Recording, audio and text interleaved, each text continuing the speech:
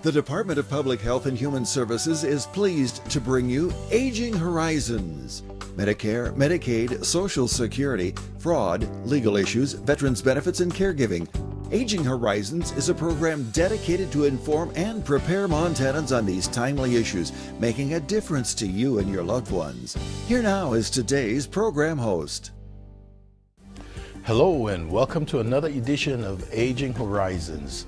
Today we have a great guest with us.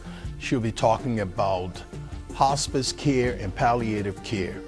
She'll be talking about what the family needs to know, what caregivers needs to know, and some of the misconceptions. So please stay tuned and we will be right back.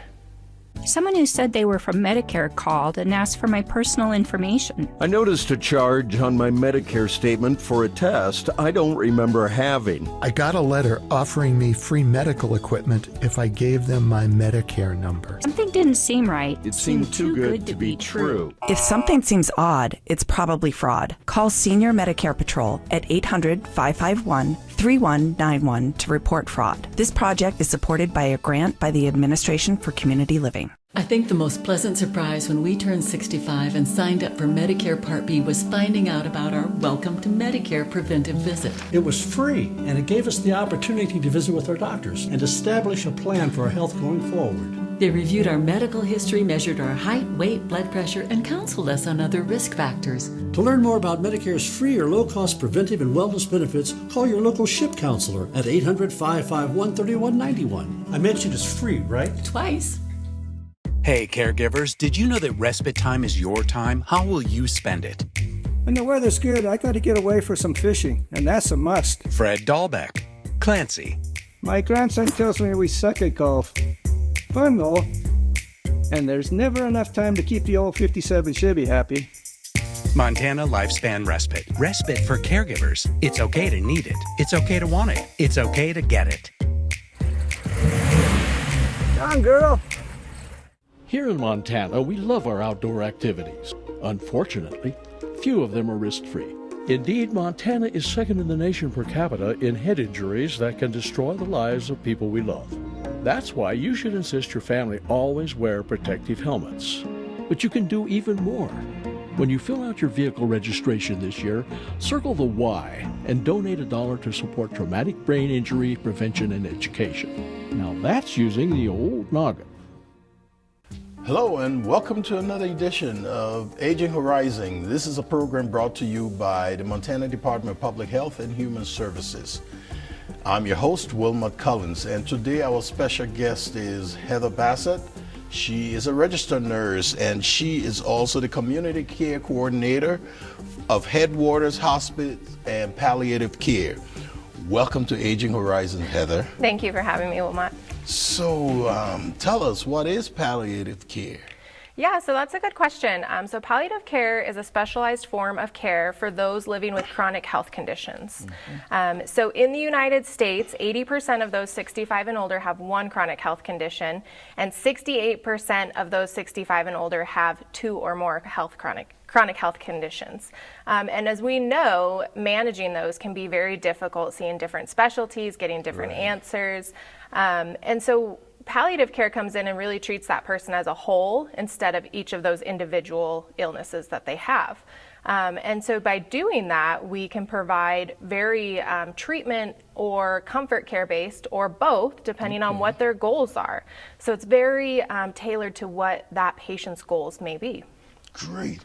I know you have some core elements of palliative care. What are some of those core elements? Yeah, so we have providers who are kind of at the top of it all, and then each person gets a nurse case manager that helps manage medication changes, working with the pharmacy. They kind of do a lot of that back end stuff.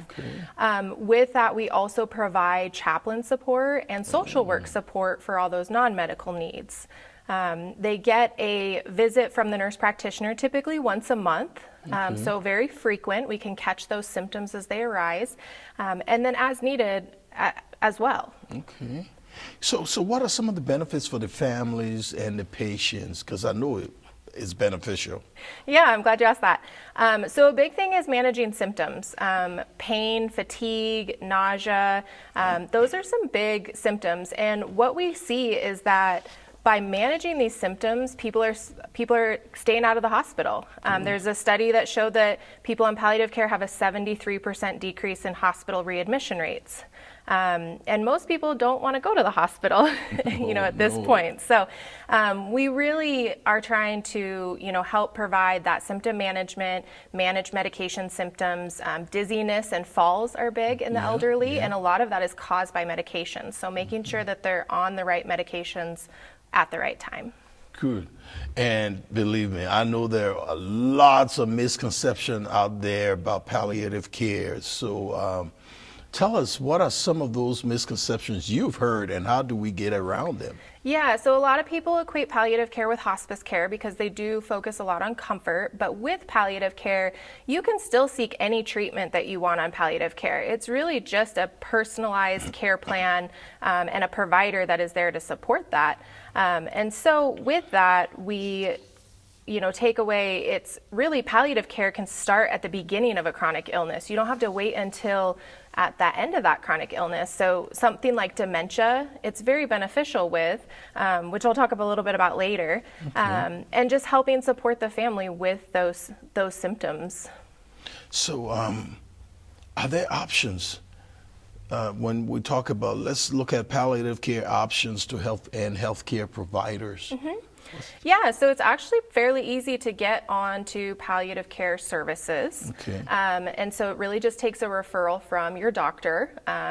Palliative care is covered by Medicare and most health insurances. And most people have a double, they have a secondary health insurance that helps pick up that remaining copay that Medicare doesn't cover. And so it just really just takes a referral. And I usually typically come out and explain what palliative care services are, what it includes, and then if that's something that the patient wants to enroll in, we do some paperwork and get them going on the schedule. Great. So where do I get information? If I wanted to give some information out to my audience, where do I get that information from? Yeah, so we have a lot of information on our website, which is www.hwhospice.com. We have a whole palliative care section. We also offer chronic care management with palliative care, so that's an optional program that is also on our website as well.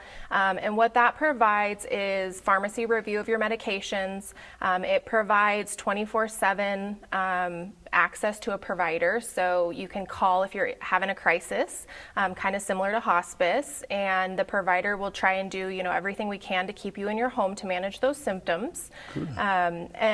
Or you can call our office as well and ask to speak to me. What's that number for your office? That number is 406-422-0114. So, do you have a final message for us on palliative care? And then I know we'll be moving on to hospice care in our second segment. So what's your final message to my audience? So I think anybody who's dealing or struggling with managing chronic health conditions can really look into the benefits of palliative care. It doesn't replace your primary care. It doesn't replace your specialty cares. It just helps provide you with a care plan that is tailored just to you and your goals. And it's really all centered about what your goals for healthcare are. Okay. So that's what they need to be looking up for. All right. So in our next segment, we'll be talking about hospice care. Yeah. And you will be telling us about some of you clarify the difference between hospice and palliative care and all of that, because we have a lot of misconception. We think that both of them are the same, and they're not. No. So so we need to clarify that with the audience. So what I want you to do is just stay put. We will be right back. And so stay put. We have so much more information for you. And Heather Bassett, registered nurse, she'll be right back to give you more information.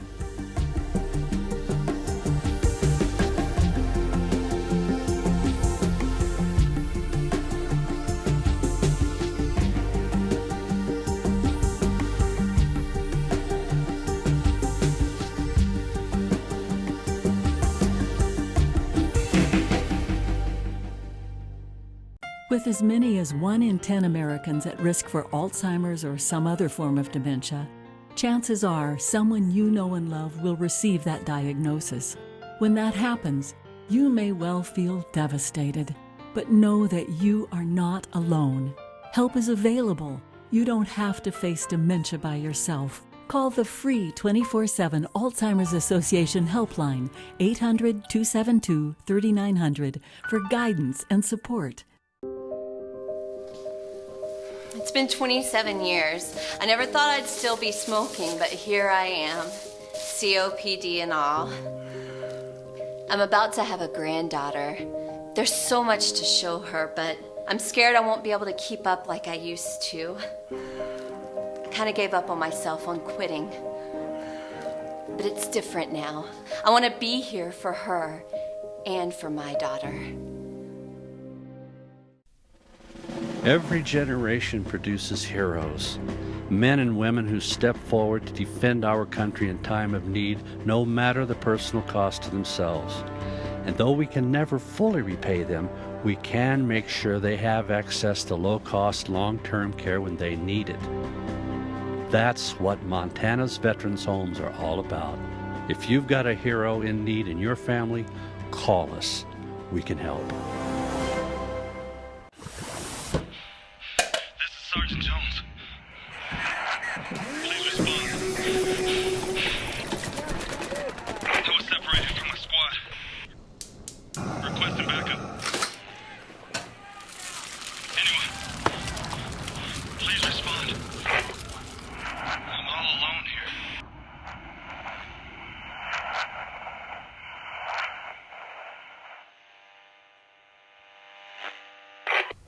Hello and welcome back to Aging Horizons. I'm your host, Wilmot Cullins, and we've been talking about hospice versus palliative care with Heather Bassett, registered nurse.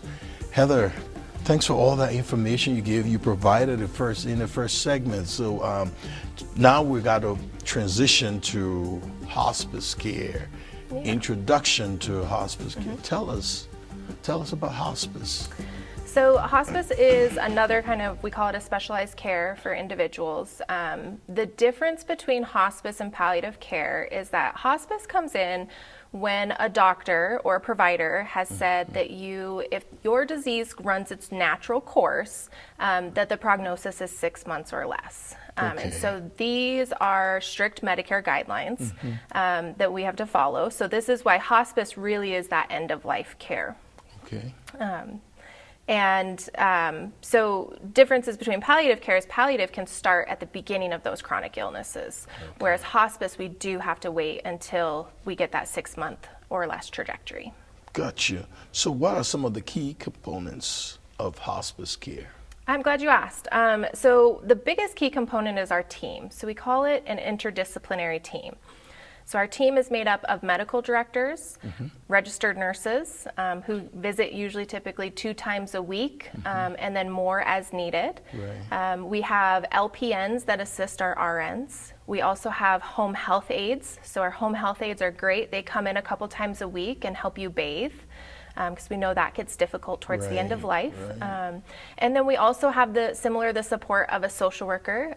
So they help with all non-medical needs, making sure you have all your paperwork in order, making sure you have funeral arrangements in order. So really just that support need. And then we have a non-denominational chaplain. And so they just meet you where you're at. They're not specific to one religion. Sometimes even people who aren't religious love to just chat with them. Right. And so we do have those visits as well. Great. So, and all this good information you're providing, there are benefits for our patients. There are benefits for our families. What are some of those benefits we will be looking out for?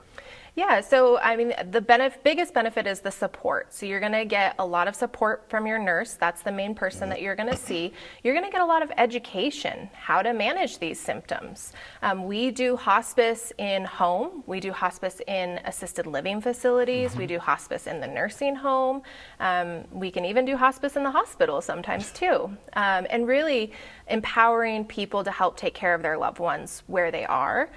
So that support is some of the biggest one. one. Another one is we provide a lot of supplies. So we provide incontinence supplies, which can be a big burden. Yes. We also provide hospice-related medications as well. So, and all of our services are covered at 100% by Medicare and most commercial insurances. So our families never see a bill for our services on hospice. Great. So, like palliative care, there are misconceptions. So what are some of the common misconceptions of hospice care? Yeah, I think there's one of the biggest ones is that hospice is only for the final days. We unfortunately do see that people get referred to hospice way too late. They're typically in a crisis, symptoms haven't been managed, and so there's a big difference when we can get somebody on early in their course of hospice versus those last few days. We'll help everybody. There's a staggering Medicare statistic that 58% of people who qualify for hospice and are eligible for hospice services actually don't take advantage of those. And so that means we're only serving about 42% of those people that could benefit from hospice and end-of-life care. Great. So, when I was talking to you earlier, you have a call to action. And so, what are you going to be closing with that call to action in our second segment? So I think just really talking with your family about your end-of-life wishes. I think a lot of us are afraid to talk about end-of-life because our lives are precious.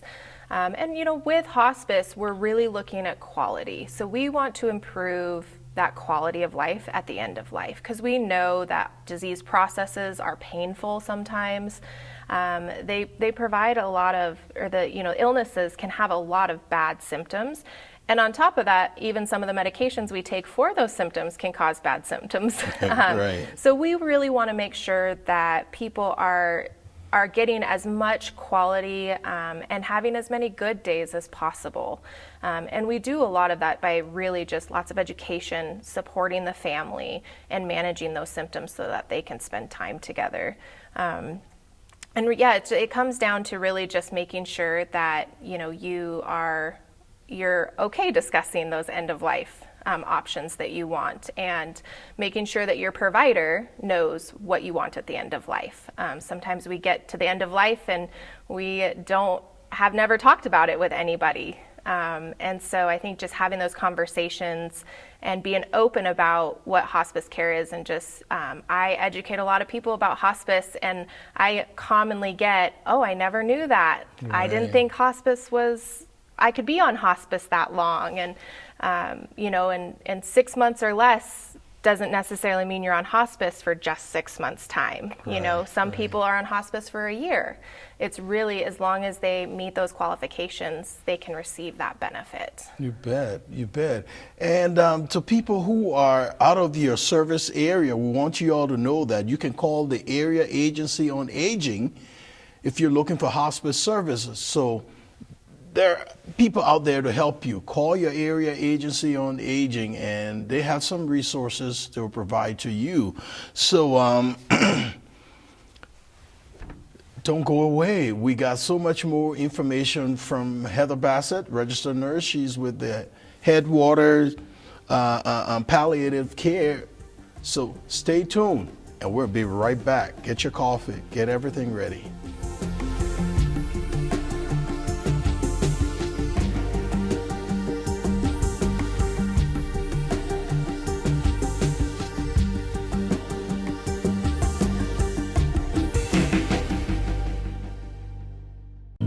You've probably seen some big-name celebrities on your TV lately talking about all the Medicare benefits you're missing out on. But the insurance companies who are paying for these ads may be pushing benefits not available in Montana. Fortunately, help is available from a friendly state health insurance assistance program counselor who can help you sort it all out. It's free, and we screen everyone for eligibility regardless of your zip code. It's Montanans helping Montanans. Call today. Today, class, we'll be discussing the term ombudsman, a word we borrowed from the Swedes and never gave back. Say you're a resident or you have a loved one in long-term care. Now, what do you do if you're not happy with the care and services you receive? You call your long-term care ombudsman, of course. Your ombudsman is available to support you and your rights. An advocate on your behalf could be the ticket. This is your home. If you have questions, the numbers right there below me have all the answers. Class dismissed. I was diagnosed with diabetes in 1992, and I went into denial. It made me angry. I was a professional chef, and I didn't want to change my eating style. It took me a long time to get serious about managing my health. My perspective changed from resentment to one of loving my body, the container for my spirit. Getting help from my diabetes educator supported my goals of improved self-care. I want to feel good and have a great life. My diabetes educator helps me do this. A message from FireSafe Montana. It has been indicated that Montana is headed towards a significant wildland fire season.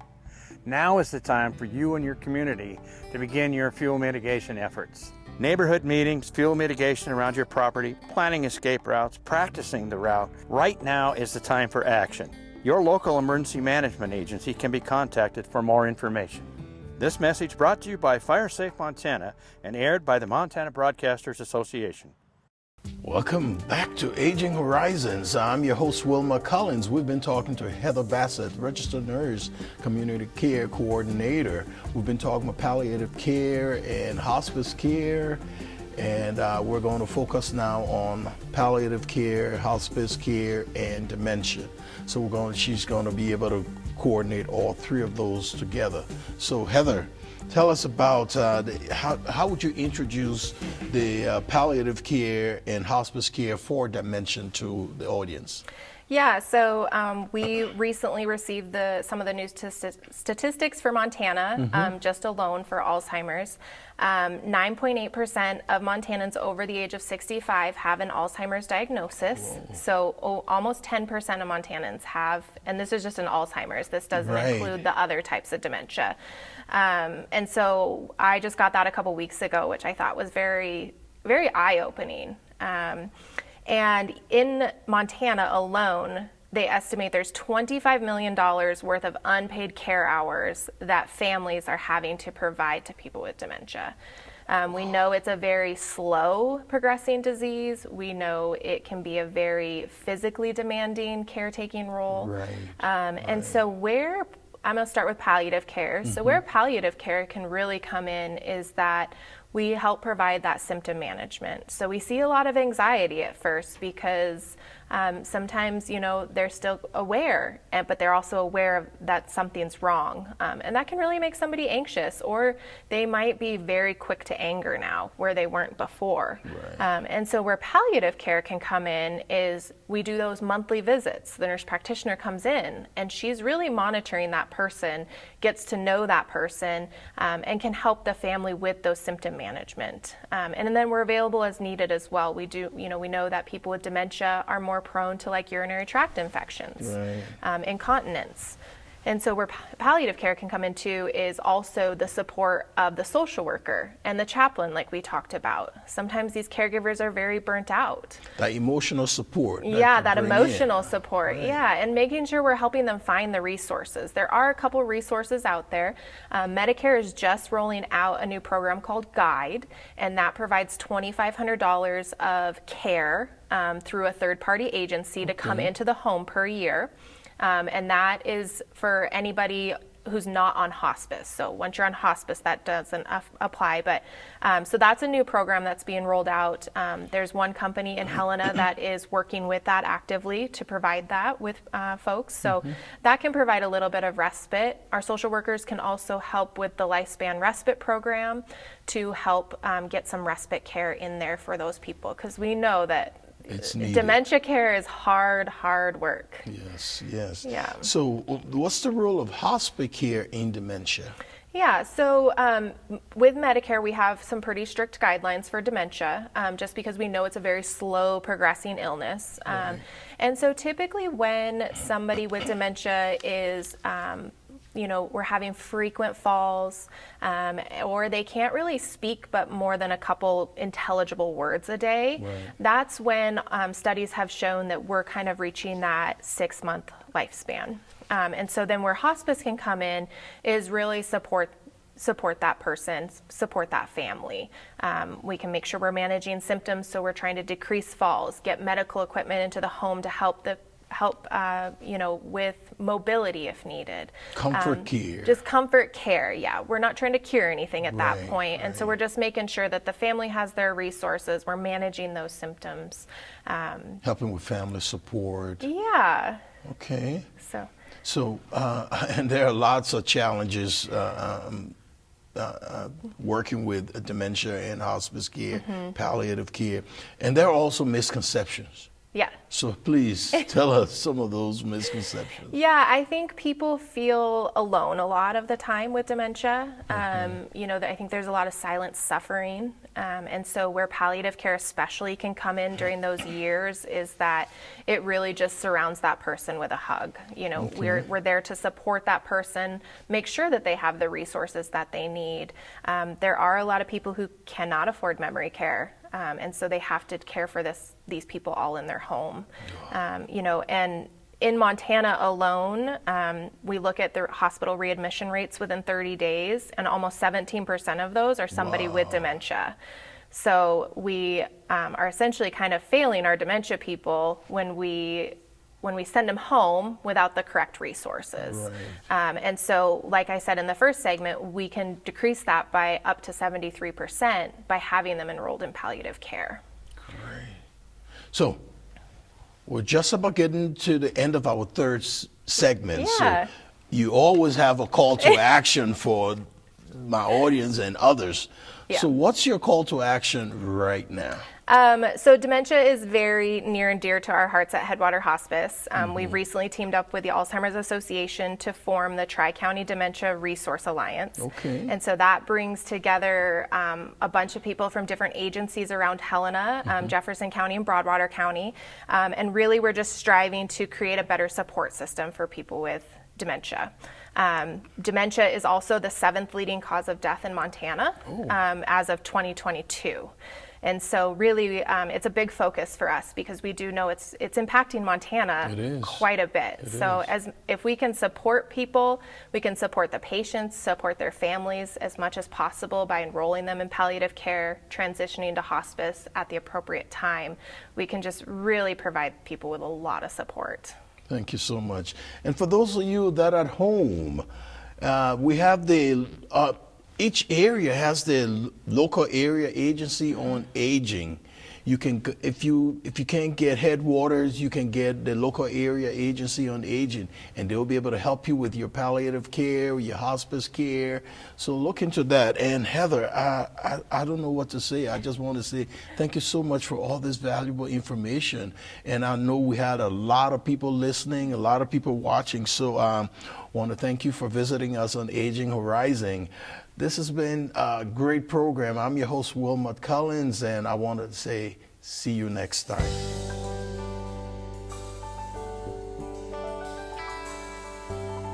Special thanks to the Department of Public Health and Human Services for their continued support.